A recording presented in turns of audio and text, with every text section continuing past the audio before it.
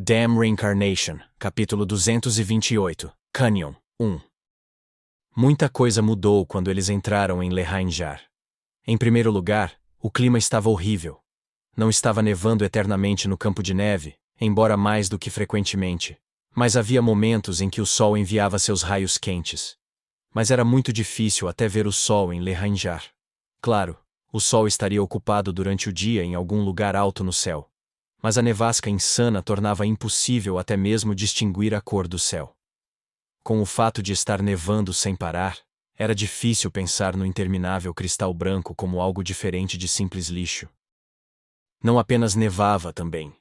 Ocasionalmente, ou melhor, com bastante frequência, pedaços de gelo maiores que seixos, mas menores que pedras, caíam do céu, e esses pedaços eram duros o suficiente para quebrar a cabeça de um homem normal, com um único golpe.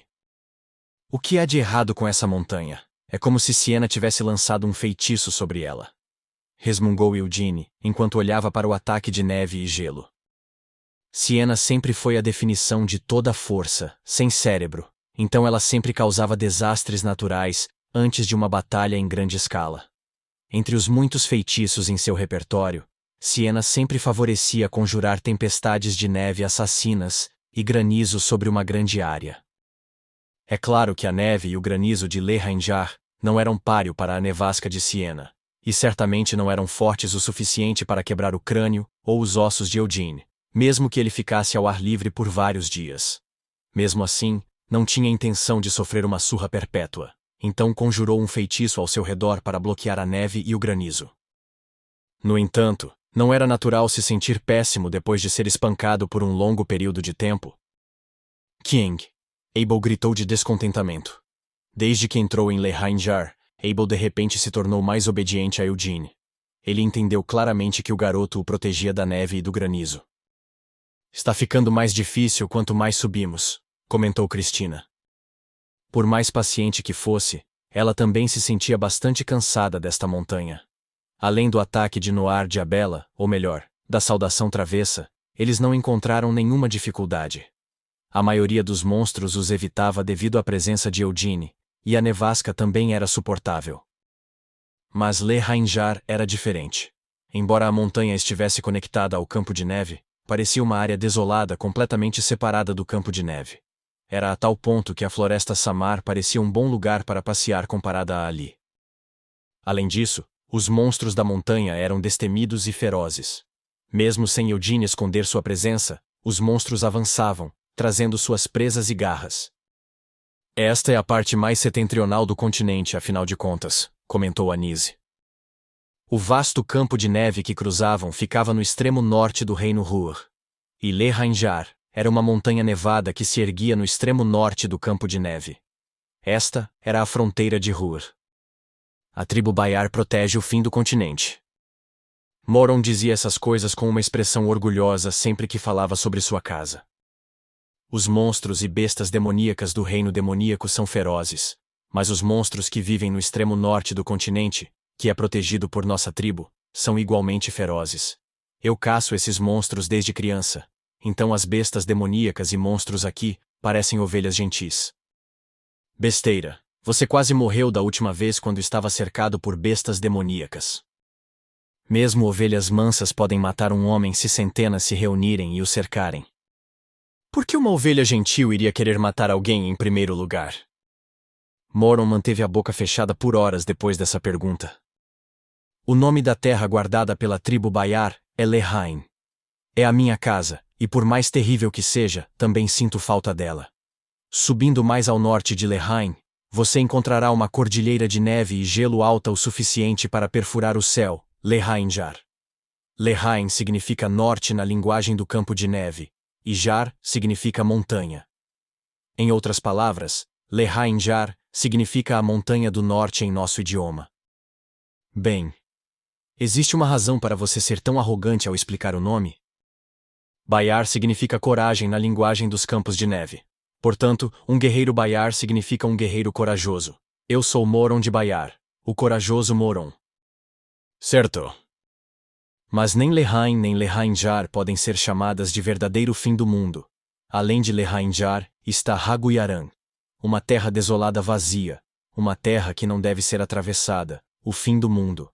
A tribo Bayar reside em Lehain, e Lehain-Jar para impedir que alguém cruze para Raguyaran, bem como para proteger qualquer coisa de cruzar de Raguyaran. O que você quer dizer com isso? Existe uma velha lenda em Bayar. Talvez seja apenas uma história para assustar as crianças. Ouvi essas histórias de minha mãe e meu pai quando eu era jovem. No meio da noite, os Nur surgem em Raguyaran. Eles percorrem um amplo trecho de terra e cruzam para Lehain-Jar. Qualquer criança que se recusasse a dormir seria devorada pelos Nur. O que é Nur? Apenas um monstro. Eu acabei de te dizer, não disse?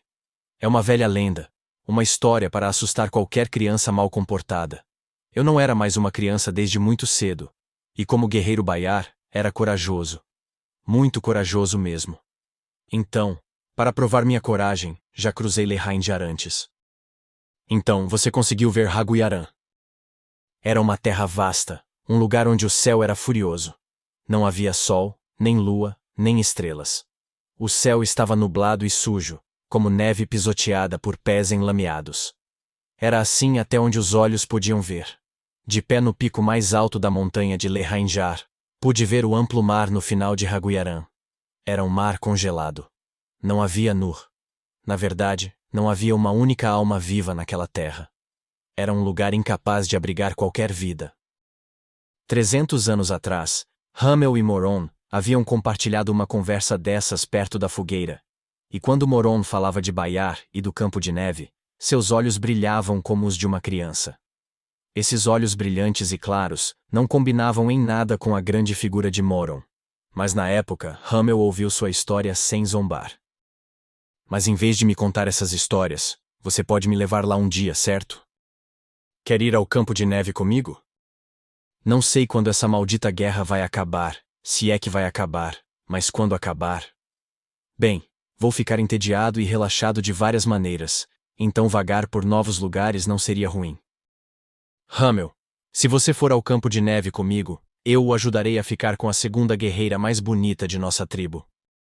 O que você está dizendo, seu idiota?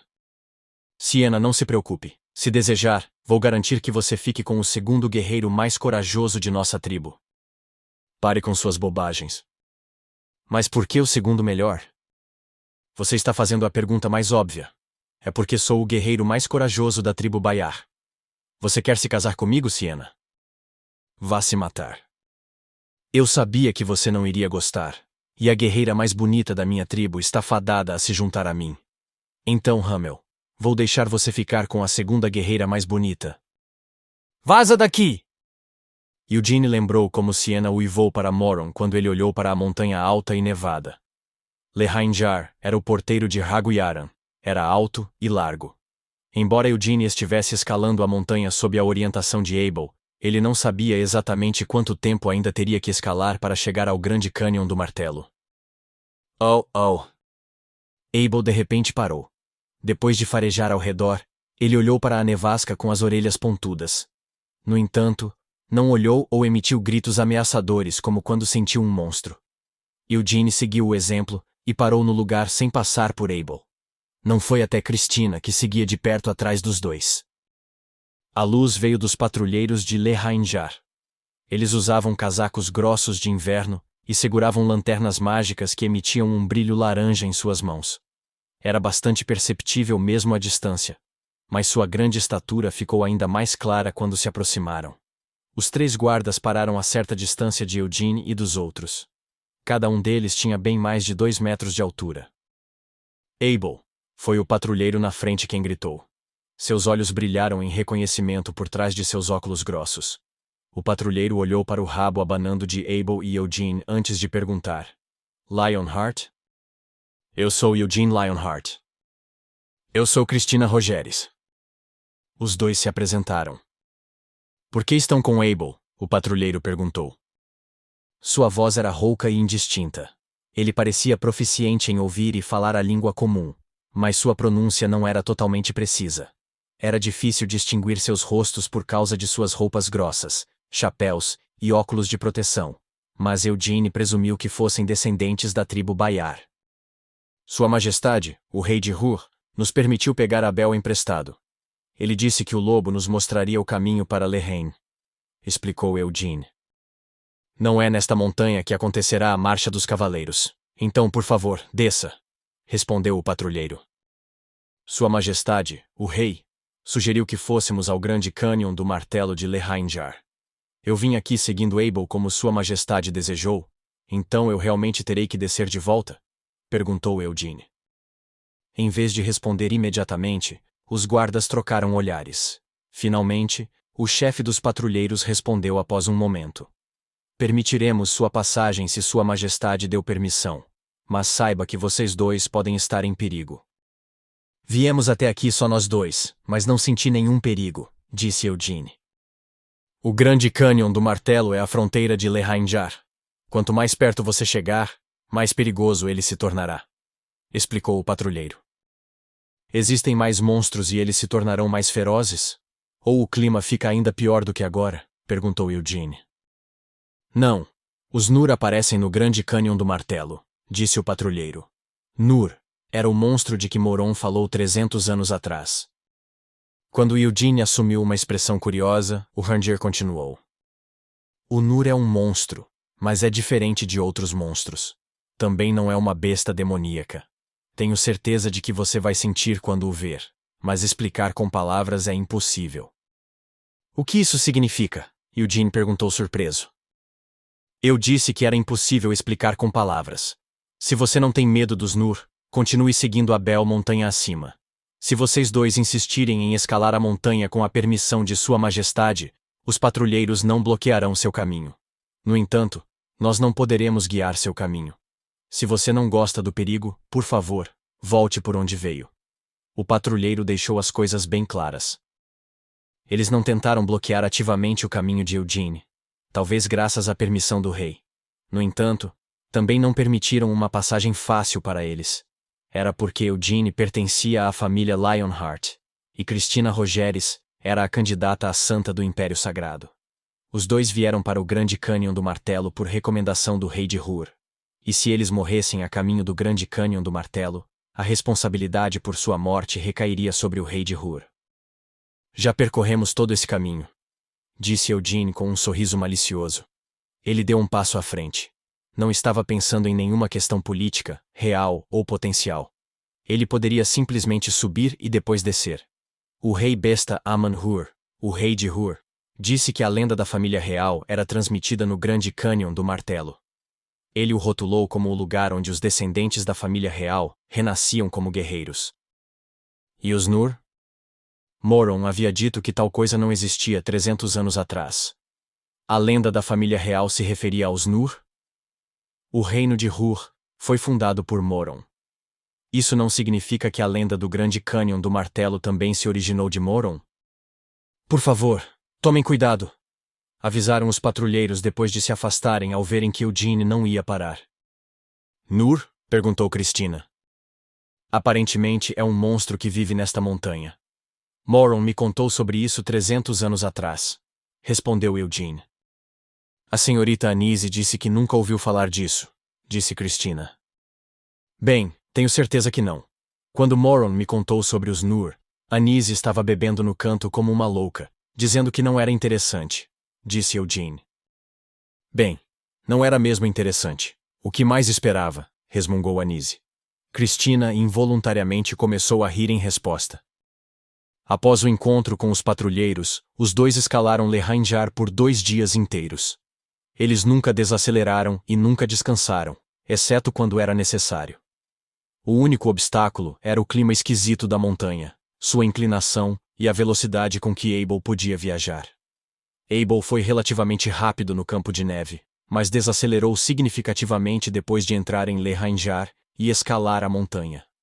Ele continuava a cheirar enquanto olhava cautelosamente ao redor e mudava de direção enquanto encontrava o caminho. Lehane-Jar era tão grande quanto a montanha Uklas, onde ficava o Castelo dos Leões Negros. Portanto, era inevitável que levasse algum tempo para localizar o Grande Cânion do Martelo. Os patrulheiros alertaram sobre os perigos do local, mas Eugene não experienciou nada nos últimos 2 dias que explicasse o aviso. De fato, o número de monstros e sua ferocidade aumentaram, mas Eugene não achou que valia a pena avisar.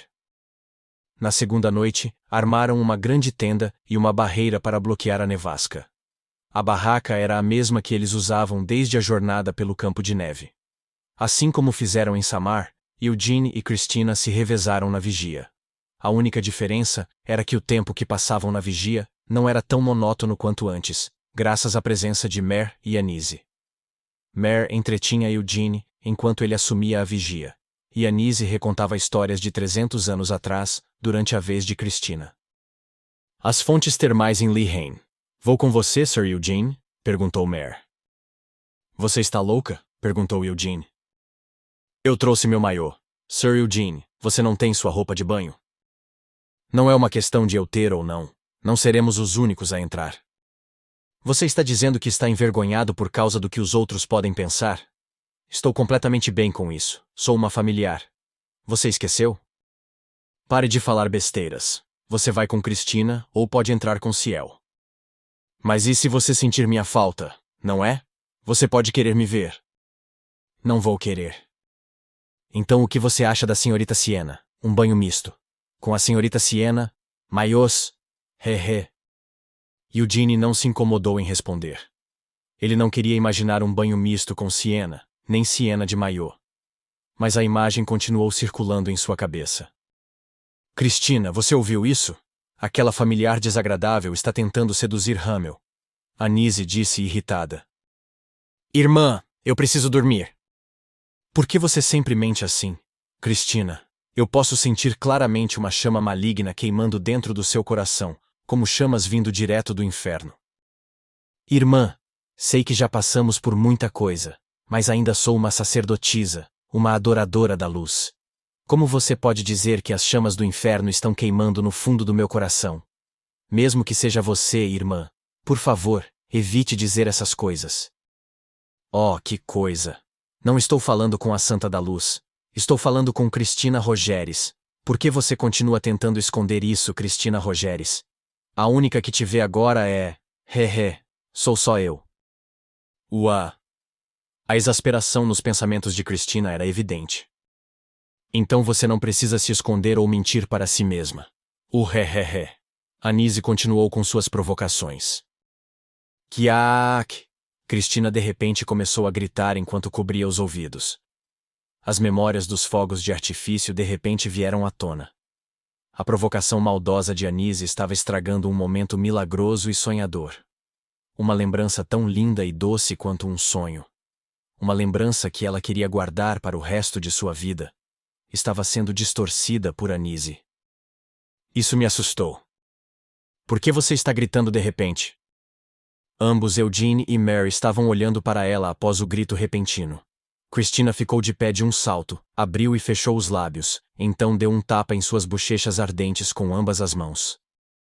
Ah, tive um pesadelo, mentiu ela. Um pesadelo? Perguntou Eugene. Sim. Um demônio sinistro e perverso apareceu em meu sonho e sussurrou em meus ouvidos, disse ela. Pode ser, foi Noir Jabela? Aquela vadia velha e suja cavou no seu sonho? Perguntou Eugene.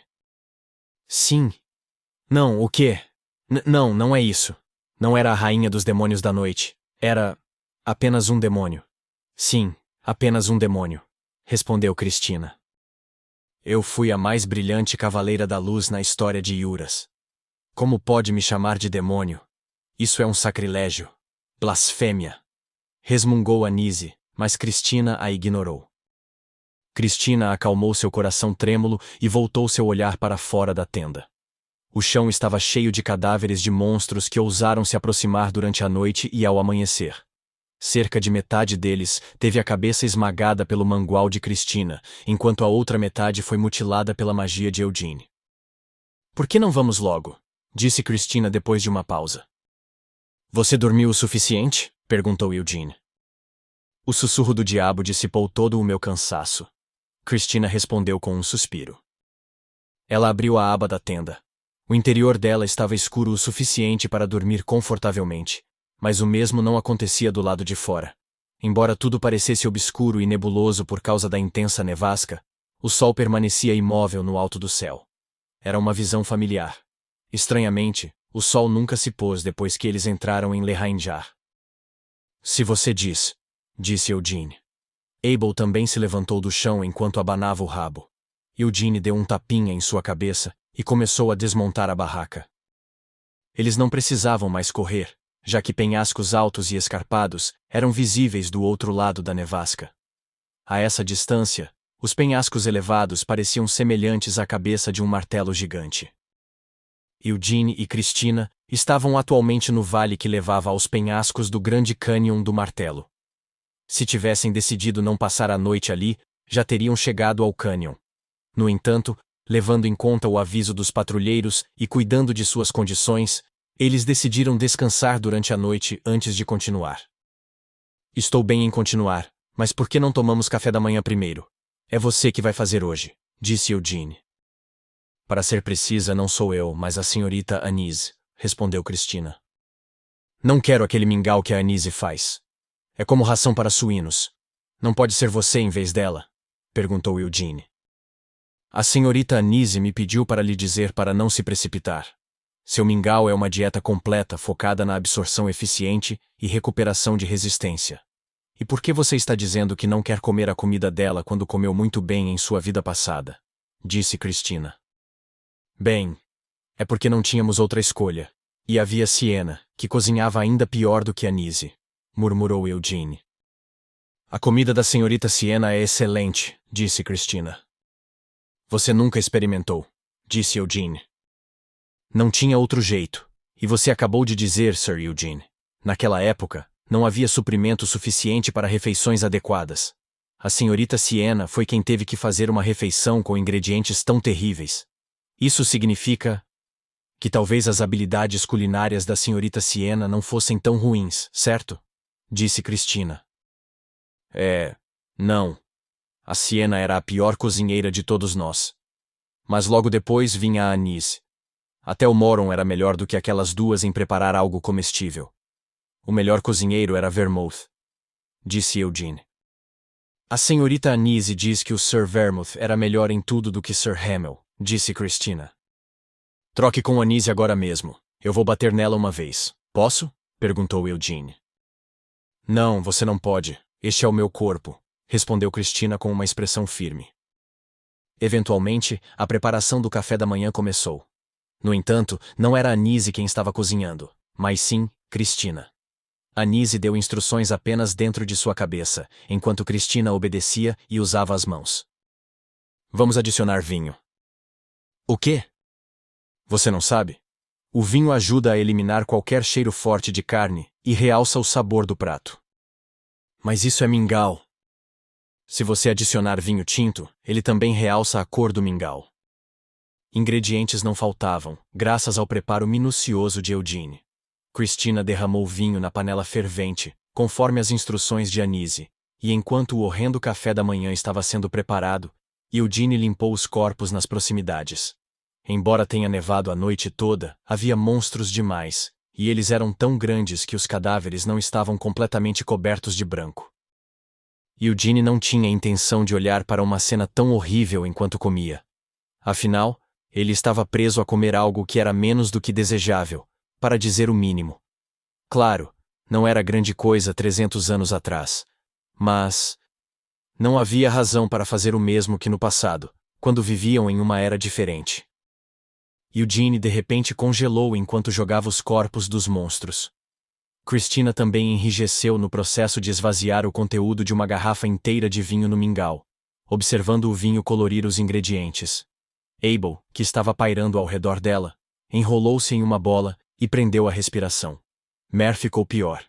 Ela não simplesmente enrijeceu, mas colapsou no local. Como familiar, Mare era muito sensível a qualquer mudança na mana. Eugene imediatamente a abraçou e a levou para dentro de seu manto. Não importava o que acontecesse ali, ela ficaria bem no espaço isolado dentro do manto. Mare finalmente conseguiu respirar depois de entrar no manto das trevas. Sr. Eugene.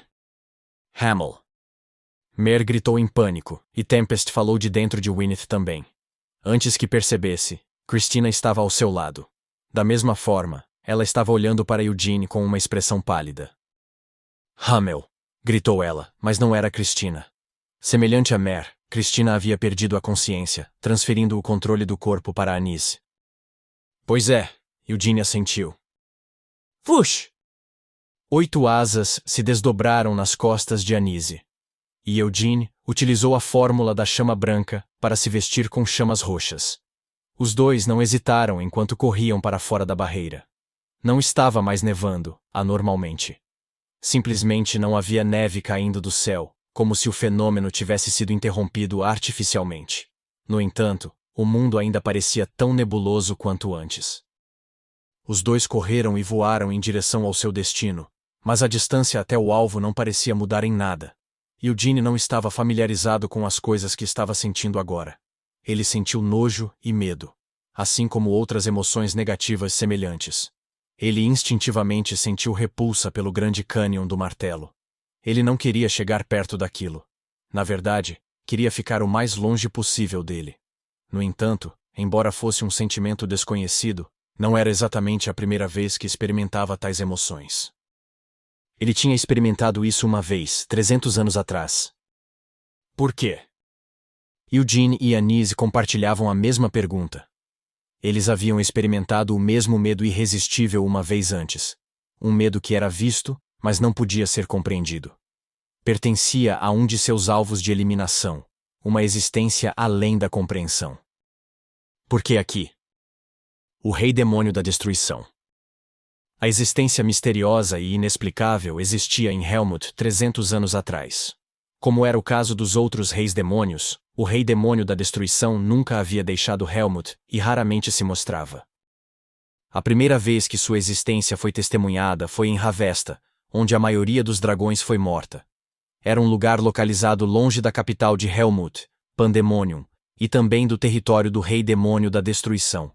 Após a primeira localização, o Rei Demônio da Destruição começou a vagar por Helmut como um desastre natural. E quaisquer exércitos infelizes o suficiente para ficar no caminho de sua ruína, foram eliminados sem exceção.